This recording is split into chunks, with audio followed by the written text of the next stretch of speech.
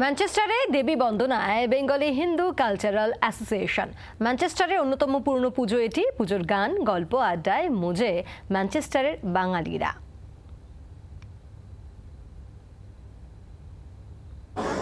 এটা ম্যানচেস্টারের সব থেকে পুরনো বাঙালিদের পুজো, 33 বছর ইন দ্য রানিং।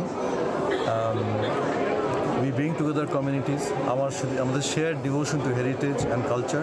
অ্যান্ড এখানে শুধু বাঙালি নয়, বাঙালি এবং wider Indian community supported by the Indian ambassadors এখানে রয়েছে। আমরা ভীষণ খুশি তোমাদেরকে পেয়ে, দ্য আদিত্য গ্রুপ।